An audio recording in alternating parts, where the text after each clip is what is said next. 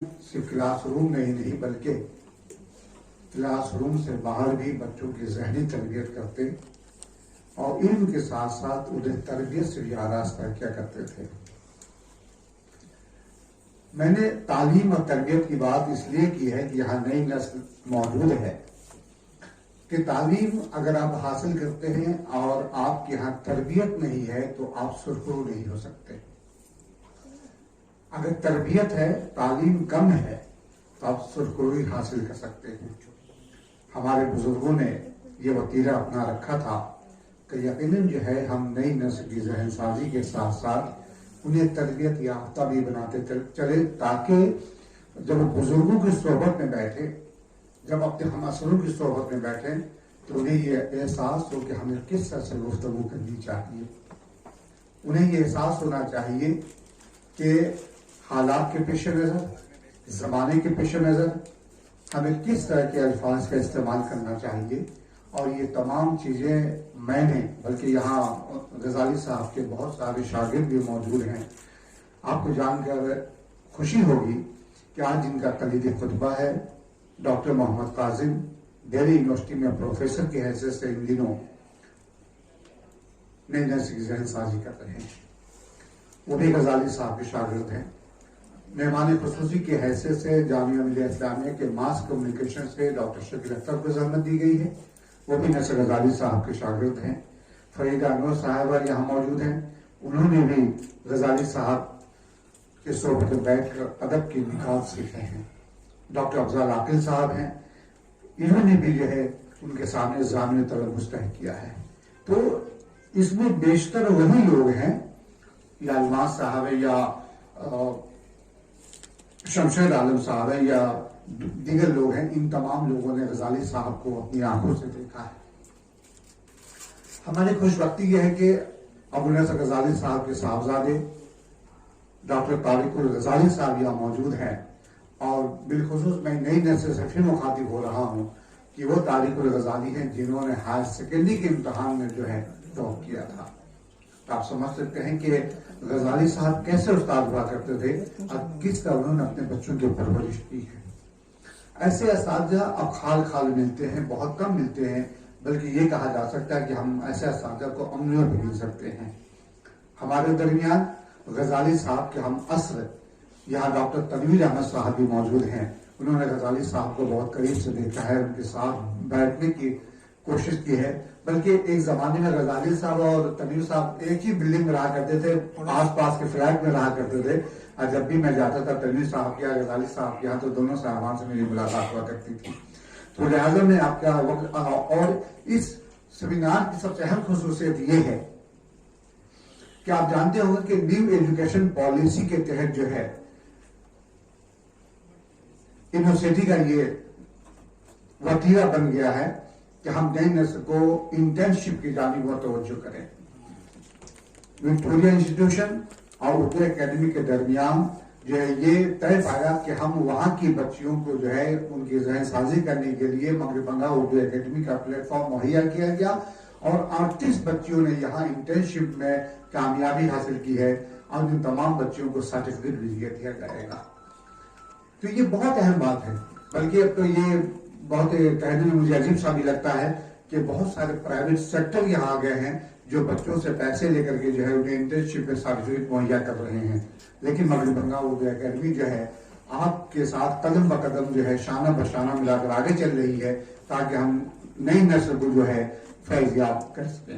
تو آئیے، زیادہ وقت میں ضائع کرنا نہیں چاہتا، اس افتتاحی اجلاس کے ساتھ کر رہے ہیں اردو اکیڈمی کے وائس چیئرمین جناب محمد ندیم الحق صاحب۔ میں اردو اکیڈمی ہر محاذ کا متحرک ہے، خاص جگہوں پر تعمیرات کی بات کی بات ہے۔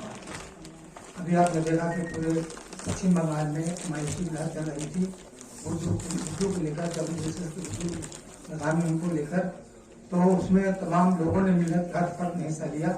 اردو اکیڈمی بھی کسی سے پیچھے نہیں تھا۔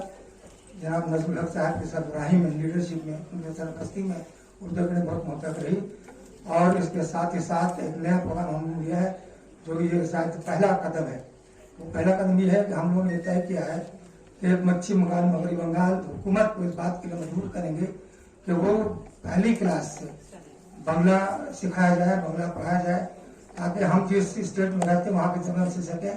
मिसाल के तौर पर मैं ऐसा बताता हूँ कि आपने एक ऑफिसर के हैसियत से अपने एग्जाम पास कर लिया, कलकत्ते में है, उर्दू चल रहा है, लेकिन जब आप देहात में जाएंगे, छोटे छोटे कभी में जाएंगे, तो वहाँ तो बगैर बंगला जाने में आप कुछ काम नहीं कर सकते हैं। इसलिए जरूरी है कि शुरू से ही बंगला पढ़ाया जाए, सीखा जाए। और नजमुल साहब ने इस सिलसिले में न सिर्फ के सोच अपनी सोच रखी है, बल्कि काम भी उर्दू में शुरू कर दिया है। दुआ कि अल्लाह ताला से नजमुल साहब के इस स्टेप को कामयाब करे और मिल्लत को इसका बहुत फायदा पहुंचे। ये सेमिनार अबू नसर गजाली साहब पे है, और अबू नसर गजाली साहब की शख्सियत ऐसी शख्सियत रही है कि जिन्होंने बरसों स्कूल में रह करके, कॉलेज में रह करके कई नस्लों की जहन साजी की है।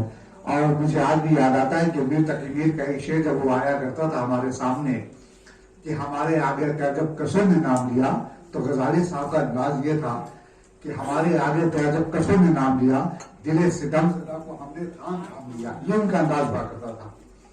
और बिल्कुल इस तरह से कभी कभी जो है वो अपने हाथ के इशारे से या चेहरे के इंप्रेशन से जाहिर करते थे कि उस वक्त जो है शेर की तशरीह हो जाया करती थी।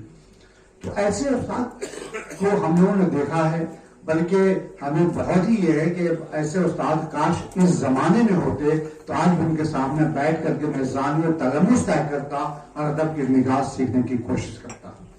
बहरहाल तो हम लोग खुश नसीब भी हैं और हमें सोच भी होता है कि इन नस्लों को जो है गजाली साहब जैसा उस्ताद नहीं मिल सका। तो आइए अब ये वक्त है, जैसा कि मैंने बताया था कि गजाली साहब के साहबजादे तारिक गजाली साहब यहाँ मौजूद हैं और हायर सेकेंडरी उन्होंने टॉप किया था। एक हंगामा बरपा हुआ था कि कोई मुसलमान बच्चा जो इस तरह से कामयाब हो रहा हो। हम लोगों ने अगर तारिक गजाली साहब को देखने के लिए हमारी आंखें तरस रही थी कि भाई वो कौन सा है बंदा है जो इस तरह से टॉप कर रहा है उर्दू जबान में, उर्दू सब्जेक्ट देकर। अकेडमी के मोहतरम अराकीन, वालिद मोहतरम के कदरदान और अजीज दोस्तों, आपकी खिदमत में आदाब अर्ज़ है। बहुत शुक्रिया मगरबी बंगाल उर्दू अकेडमी और इसके अहलकारों का, जिन्होंने वालिद मोहतरम की इल्मी, अदबी और तदरीसी खिदमात को खराज तहसीन पेश करने के लिए इस बावकार सेमिनार का इनेकाद किया। साथ ही यहाँ मौजूद तमाम मेहमानों का भी ममनून हूँ कि आपने मोहब्बत, मुरब्बत और एहतराम की इस बज़्म में शिरकत से इसे मुरतब बनाया।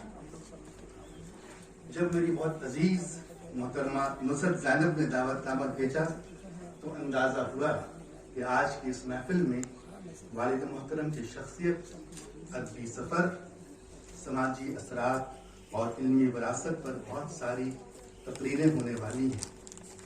मुझे यकीन है कि आज की इस गुफ्तगू से मेरी मालूमात में भी इजाफा होने वाला है और वालिद की शख्सियत के ऐसे पहलू सामने आएंगे जिनके बारे में शायद मुझे इल्म भी न था। लेकिन ये बात भी मेरी समझ में आ गई कि इल्मी व अदबी विरासत पर तकरीरें आप दानिश्वरों के लिए छोड़ देने में ही मेरी आफियत है। मैं खुद को इस मौका पर कुछ ज़ाती तासुरात के इजहार तक महदूद रखना चाहता हूँ। ये मौका मेरे लिए खुशी का भी है और साथ ही इसमें दर्द भी शामिल है।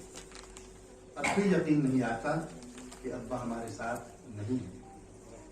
आज भी इस हकीकत को मान लेने में मुश्किल होती है कि अब्बा को अपनी जिंदगी के अहम संगमीलों का मुशाहिदा करते हुए नहीं देखूंगा। अब्बा जान, जैसा कि हम उन्हें मोहब्बत से कहते थे, वो मेरे दोस्त, रहनुमा, मशीर, नाक़िद, सरपरस्त और सबसे बड़े हमायती थे। उनमें मुझे एक बेहतरीन मिसाल और रोल मॉडल मिला जिसने मेरी शख्सियत और मेरे करियर को तश्कील दी।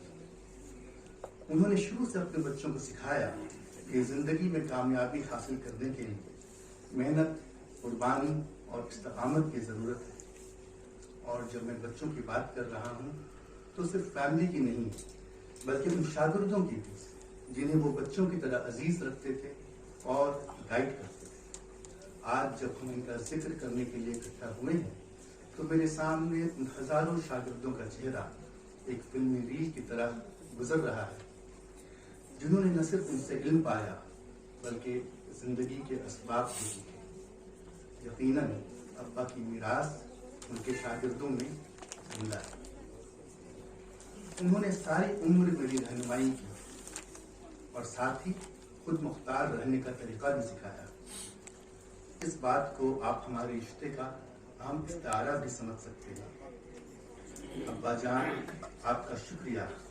आपने मेरी शख्सियत को तराशा, मेरे ख्वाबों को रंग दिए और मेरी गैर मुतज़लज़ल हिमायत की। आपने मुझे परवाज़ करना सिखाया और साथ ही ये भी कि ज़मीन से कैसे जुड़े रहना है।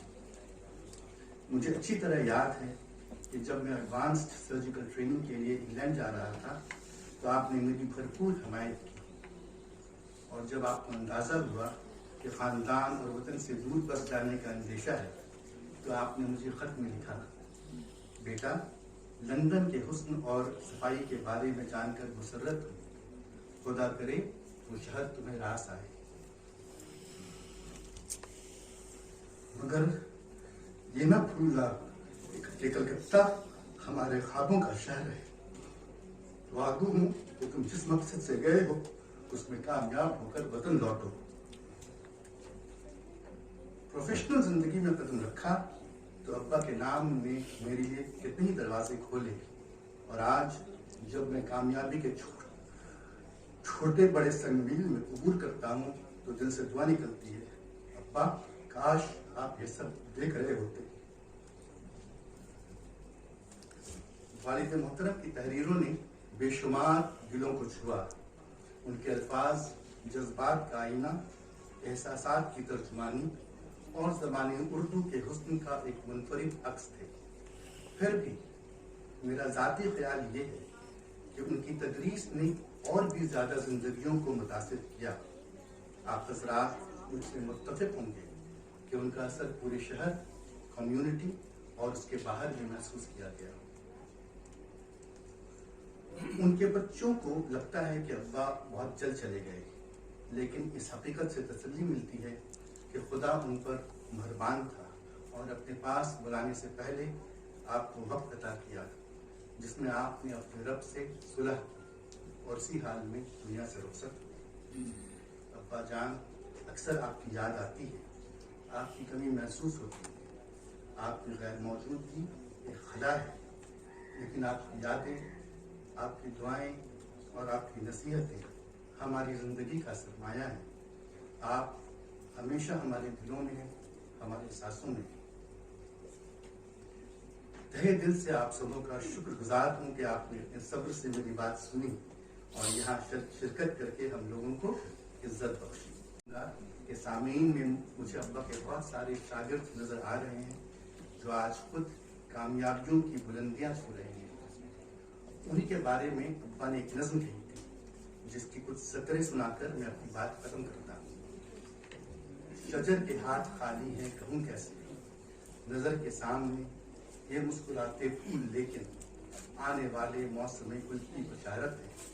ये मेरे जिस्म जां जब अपने अपने सब्ज मौसम के क़यामा में फूले फलें नमू पाए तो फिर शजर के हाथ खाली हैं कहूँ कैसे। एक बार फिर उर्दू अकादमी का शुक्रिया। उर्दू अकादमी का बहुत बहुत शुक्रिया कि हमारे उस्ताद मोहतरम अबू नसर गजाली साहब पर एक नेशनल सेमिनार का इनेकाद किया है।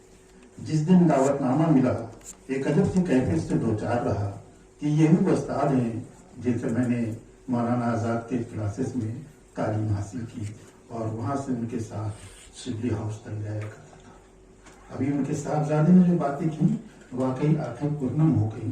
वो तमाम बातें हमारे सामने आ गई। दमीर साहब ये कह रहे थे कि जब क्लास में पढ़ाते थे तो कैसे पढ़ाते थे।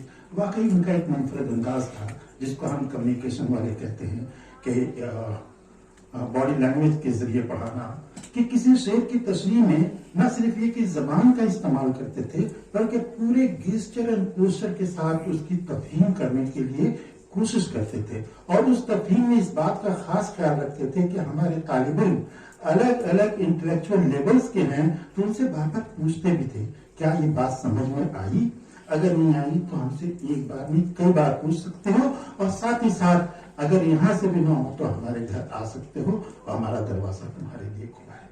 मैं कह सकता हूँ कि वो एक अच्छे उस्ताद थे। ऐसे उस्ताद बहुत कम मिला करते हैं।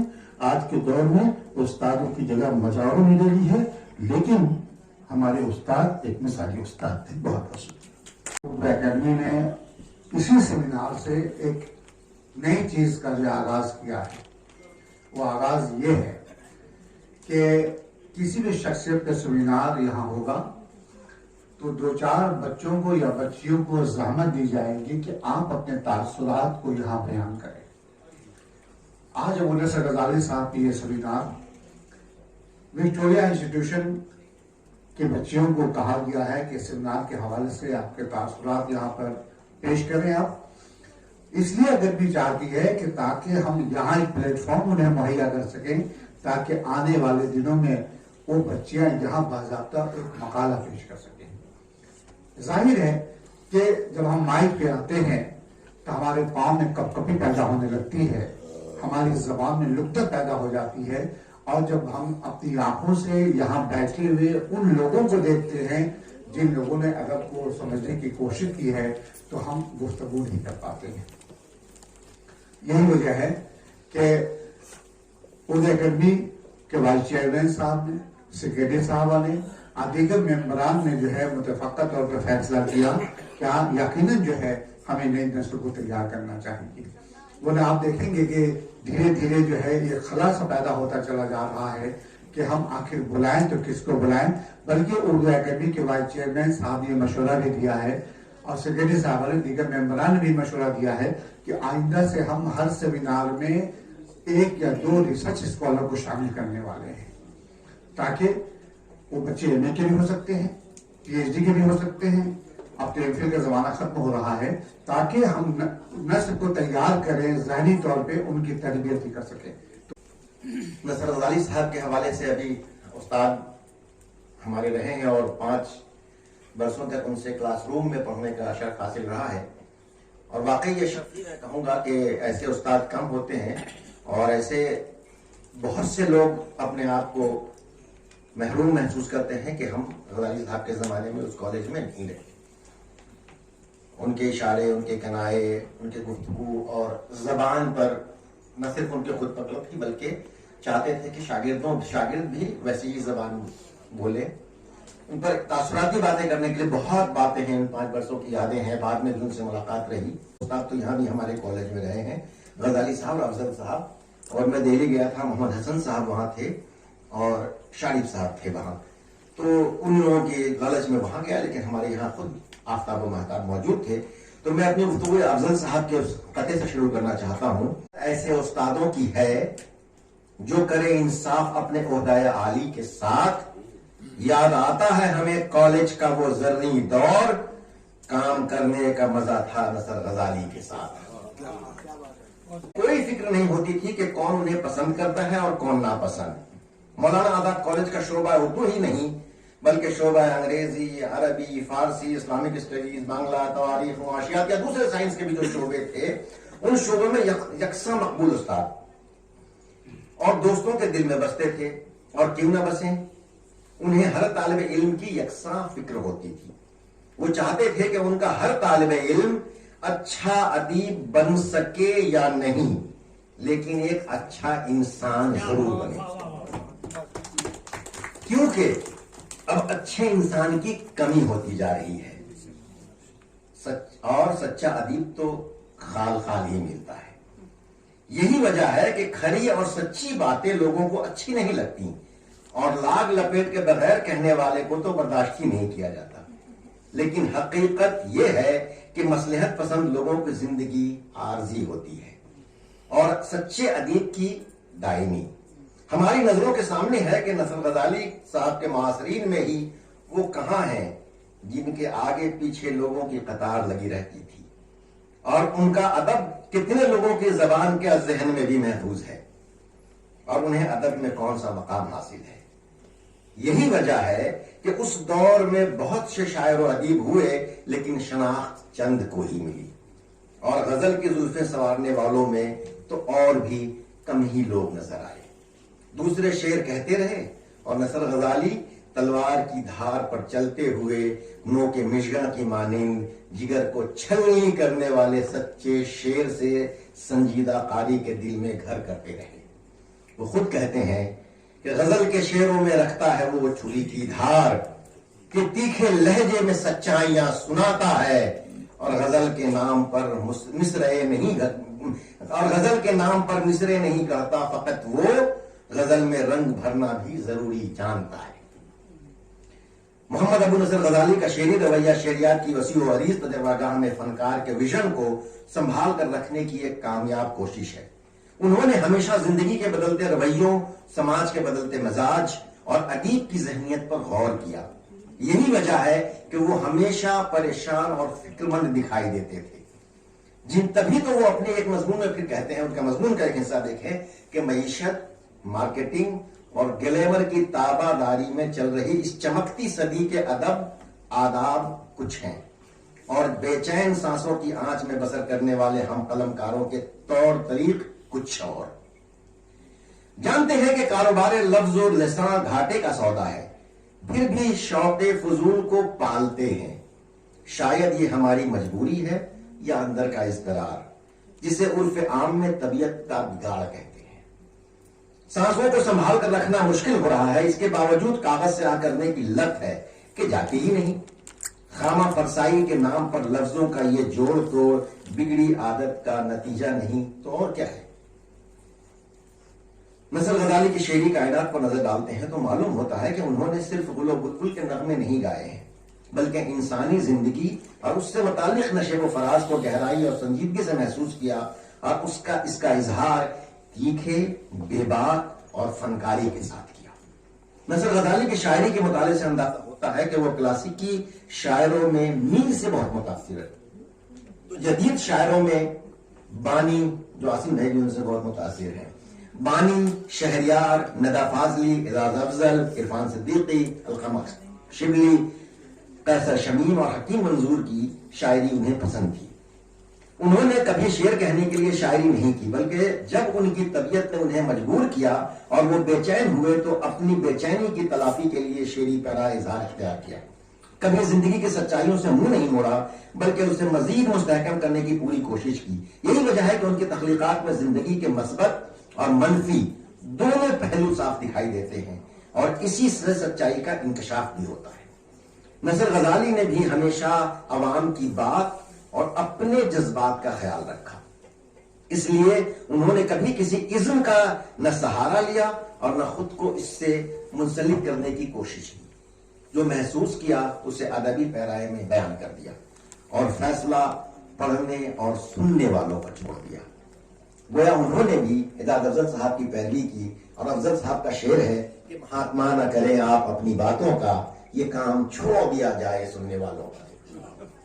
नसर गजाली की जहां की शायरी पर नजर डालते हैं तो पाते हैं कि उन्होंने 3 शेरी मजमूए और एक मंजूम तर्जुमे के जरिए अदब की आबियारी की। एक उनके मजामीन का मजमूआ भी है। पहले मजमूए लहू का दर्द 1982 में शाये हुए, जिनमें गजलें, नज़में, नसरी नज़में, इकाइयां यानी मुख्तलिफ अशार और मनाजात शामिल है। तो दूसरा मजमूआ ऊंचाइयों से उतरती सदा 2001 में शाये हुआ, जो इसमें सिर्फ नज़में हैं। और तीसरा दूर एक पेड़ जो 2005 में शाये होकर आया, खालिस गजलों का मजमूआ है। उन्होंने बंगाली शोरा, तारुफ और तर्जुमा जो उर्दू अकेडमी ने शाये की है किताब में कुल 26 बांग्ला जबान के शायरों के निगारशात का मंजूम तर्जुमा पेश किया है। इसके अलावा मुख्तलिफ मौज़ूआत पर वक्तन फरोख्तन मज़ामीन भी लिखे हैं, जिसे मीज़ान कद्र के नाम से 2008 में किताबी शक्ल में शाये किया गया। इस तरह गजाली की अब तक की शाये शुदा किताबों में 4 मंजूम और 1 नसरी मजमूए मंजर आम आ चुके हैं। उनकी अदबी जिंदगी और उनकी तख्लीकात को देखते हैं तो पाते हैं कि वो निहायत कमगो बातें हुए, लेकिन जो कुछ भी कहा सोच समझकर और फन के मेयार को जहन में रखकर कहा और जब तक किसी मौजू को सही ढंग से समझ नहीं लिया उसे हाथ नहीं लगाया। उन्होंने अपने पहले शेरी मजमूए में ही लिखा था कि मेरा शेरी रवैया शेरियात की वसीओ अरीज तजर्बागाह में फनकार के विजन को संभाल कर रखने की एक अदना सी कोशिश है। नसर गजाली जदीद दौर में उर्दू शायरी का एक मुतबर नाम है। उनके कलाम में हुस्नकारी, शीरीनी और नगमगी का उनसुर मदरजा कम मौजूद है। उनकी गजलों और नज़मों में हम अपने अहद का चेहरा साफ तौर पर देख सकते हैं। उनकी शायरी में सादगी भी है और शगुफ्तगी भी। हम इस नाजुक दौर से गुजर रहे हैं जहां शख्स بھیڑ میں تنہا محسوس کرتا ہے. یہی وجہ ہے کہ ہمارا شاعر افسردہ اور کھویا کھویا سا دکھائی دیتا ہے. نصر غزالی کی شاعری میں ماورائی کیفیت کے بجائے رومانیت اور حقیقت پسندی کا عنصر غالب نظر آتا ہے. ان کی شاعری کا مزاج رومانی و حقیقت پسند ہونے کے باوجود دوسروں سے قدر منفرد ہے. نصر غزالی نے جب شاعری شروع کی اس وقت ترقی پسندی اپنا دم توڑ چکی تھی اور جدیدیت نے اپنے بالوں پر سوارنے شروع کر دیے تھے. اس صورت میں انہیں ترقی پسندی اور جدید دونوں ہی تحریک و رجحان کا براہ راست تجربہ ہوا. یہی وجہ ہے کہ ان کی شاعری کے مطالعے کے بعد احساس ہوتا ہے کہ انہوں نے جدید شاعری ترقی پسند لہجے میں کی ہے. کہ انہوں نے جدید شاعری ترقی پسند لہجے میں کی ہے. اس سے ان کی شاعری کو ایک نیا رخ اور لب و لہجہ ملتا ہے. اور چیزوں کو چھوڑتے ہوئے تھوڑا سا ان کی نظم کے حوالے سے پہلے بات کروں پھر غزل کے حوالے سے بات کروں گا کہ نصر غزالی نے 1961 میں شاعری شروع کی اور پہلا مجموعہ لہو کا درد 1982 میں شائع ہوا. یعنی 20 برسوں کے بعد انہوں نے اپنا پہلا مجموعہ کلام شائع کیا. اس میں کل 51 غزلیں ہیں اور اس میں 26 نظمیں شامل ہیں. لیکن یہ تمام نظمیں نہ صرف اپنی موجودگی کا احساس دلاتی ہیں بلکہ غزالی کے دل کی ترجمانی کے ساتھ ساتھ ان کے دور اور زمانے کی روش کی بھی عکاس ہیں. اکثر یہ کہا جاتا ہے کہ نظمیں لکھنا غزل کہنے سے زیادہ مشکل ہوتا ہے، لیکن ایسا نہیں ہے. ایسی شاعری جو ادب کے خزانے میں اضافہ کر سکے تخلیق کرنا کار مشکل ہے. نظمیں کم شائع ہونے کی وجہ اکثر لوگ سہل پسندی سے تعبیر کرتے ہیں، لیکن انہوں نے نظم کی جانب بھی برابر توجہ دی. یہی وجہ ہے کہ ان کی نظمیں بھی کلاسیکی رنگ و آہنگ کے ساتھ نئی حسیت اور عصری آگہی کا پتہ دیتی ہے. نظموں کے بارے میں افضل صاحب نے ایک اقتباس لکھا، میں اسے چھوڑ رہا ہوں. نصر غزالی نے نظمیں صرف کہنے کے لیے نہیں کہی ہیں بلکہ اپنے مشاہدے اور تجربے سے اسے اپنے اوپر طاری کیا ہے. اس کے بعد اسے بہت حد تک جینے کی کوشش کی ہے اور خود کو اس کرب سے گزارنے کے بعد اسے نظم کی شکل میں ڈالا ہے.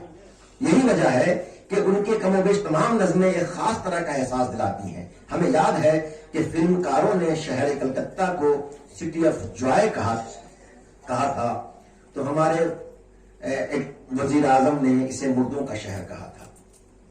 ایسے میں ایک سچے فنکار جسے اپنی مٹی سے محبت ہوتی ہے، جو اسے اپنے خوابوں کا شہر مانتا ہے، اس کا دل دکھتا ہے اور بہت دکھتا ہے.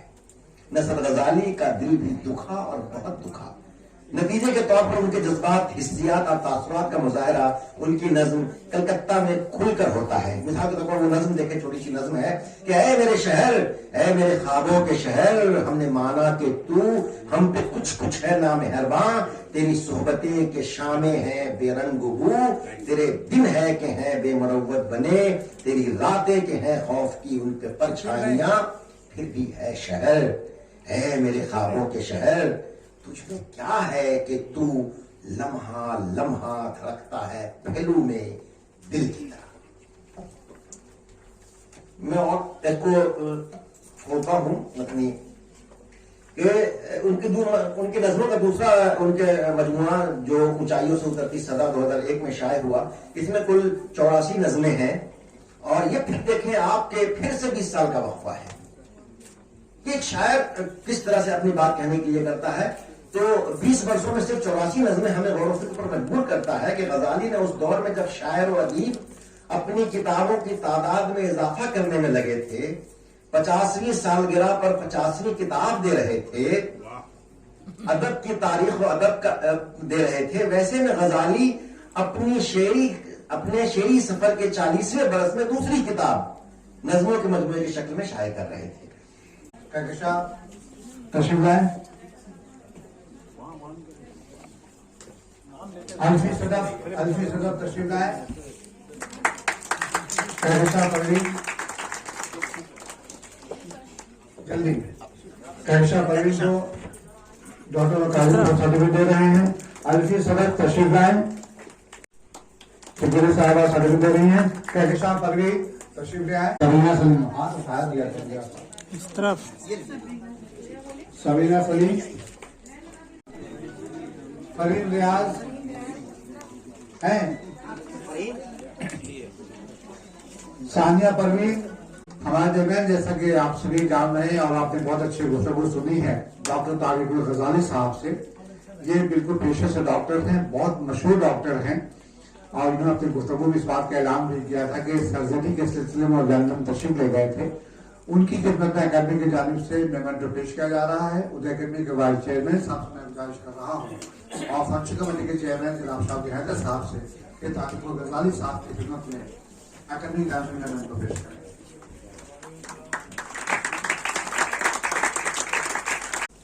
آج ہم لوگ یہاں پر جو یکجا ہوئے ہیں, یہ ایک روزہ سیمینار ہے ڈاکٹر نصر غزالی پر, ڈاکٹر ابو نصر غزالی صاحب کے حیات و خدمات پر.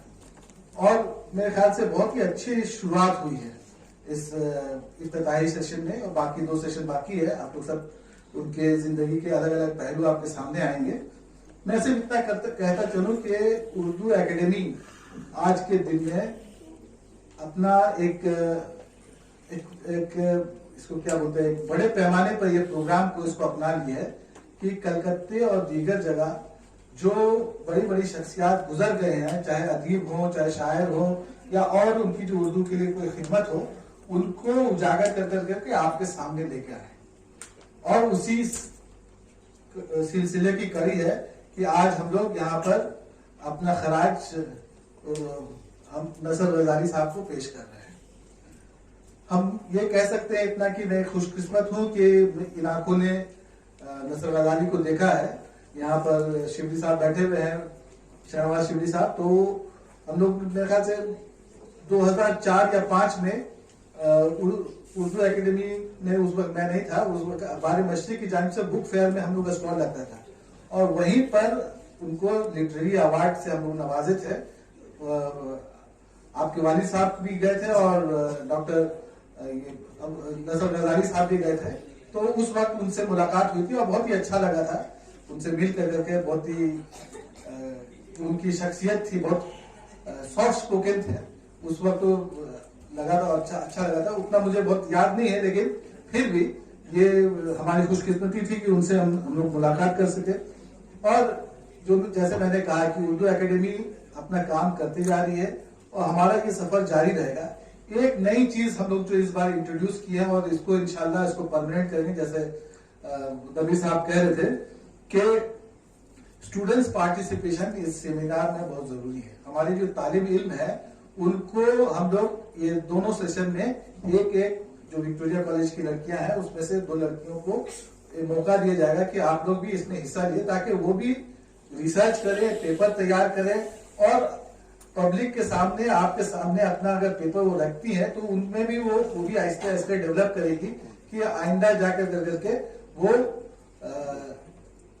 آزادانہ طور پر اپنی بات کہہ سکیں, اپنے جو ریسرچ ہے یا ان کے جو خیالات ہے اس کو یکجا کر کے پبلک کے سامنے وہ پیش کر سکے.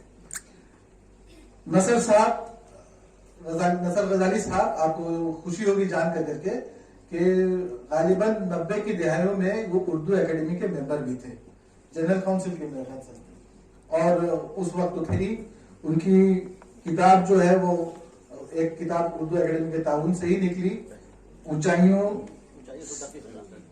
سے اترتی صدا, لہو کا درد, میزان قدر, الگ الگ کتابیں ہیں, لیکن اس میں سے ہم لوگ کو خوشی ہے کہ اکیڈمی کے تعاون سے ان کو لکھی. لیکن میں صرف اتنا کہنا چاہتا ہوں کہ ایک انہوں نے اردو اکیڈمی کے لیے بھی لکھا تھا, جس میں جتنے بنگال میں جو بنگلہ لکھنے والے ادیب ہیں ان کو لے کے انہوں نے ایک کتاب بنائی تھی, وہ بھی اکیڈمی کی جانب سے وہ شائع کی گئی تھی.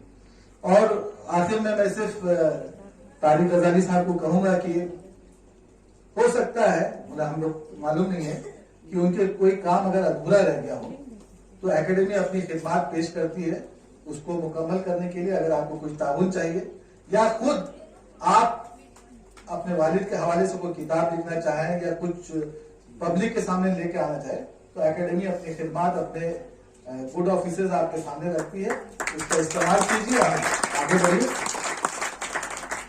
میں سب کا شکریہ ادا کر کے اپنی بات یہیں پر ختم کرتا ہوں. السلام علیکم.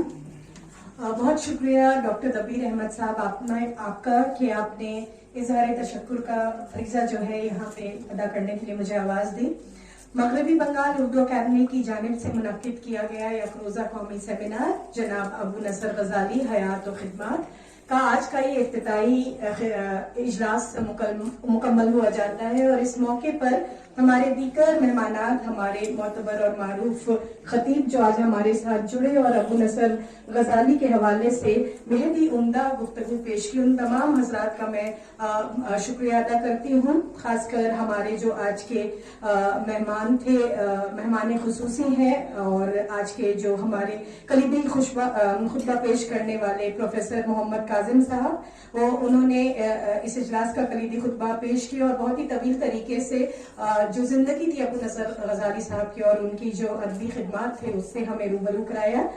मैं शुक्रगुजार हूँ डॉक्टर शकील अख्तर साहब की और मेहमान एजाजी डॉक्टर तनवीर गजाली की, जिन्होंने भी बहुत ही बेहद खूबसूरत और बहुत ही जज्बाती एक अपनी गुफ्तगू पेश की और इजहार किया उनके ख्यालों का, उनका जो रिश्ता था अबू नसर गजाली का। इसके बाद मैं ममनून हूँ हमारी मगरबी बंगाल उर्दू अकादमी की जो चेयरमैन है और वजीर आला भी हैं यहाँ की मोहतरमा ममता बनर्जी का, जिनकी सरपरस्ती में उर्दू अकादमी उर्दू के फरोग में एक अहम किरदार निभा रही है। मैं शुक्रिया पेश करना चाहती हूँ हमारे वाइस चेयरमैन नदीमुल हक साहब का, जिनकी निगहबानी और सरबराही में उर्दू अकादमी कौमी सतह पर उभर कर अपना एक अहम किरदार अदा कर रही है और लोग इसे सराह भी रहे हैं। शुक्रिया अदा करना चाहूंगी सैयद शहाबुद्दीन हैदर साहब का, जो कि फंक्शन कमेटी के चेयरमैन हैं और आज का जो वेलकम एड्रेस था उन्होंने पेश किया। शुक्रिया नुसरत ज़ैनब साहिबा का, जो बहुत ही पेश रहती हैं हर एक प्रोग्राम को मुनक्किद करने में। उनकी प्लानिंग और एफिशिएंसी की वजह से अलग अलग तरीके के सेमिनार, कॉन्फ्रेंसेस और अलग अलग उम्दा प्रोग्राम उर्दू अकादमी मुनक्किद करा पा रही है।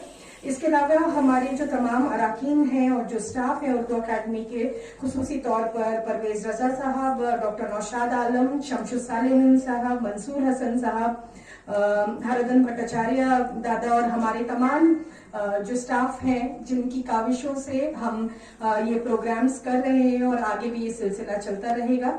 इसके साथ साथ मेरे ख्याल से इज़हारे तशक्कुर नामुकम्मल रहेगा अगर मैं आप सामईन का शुक्रिया ना अदा करूँ, तमाम तुलबाए तालिबात और खास के जो हमारे जो मोहतरम मेहमान हमारे साथ जुड़े और इससे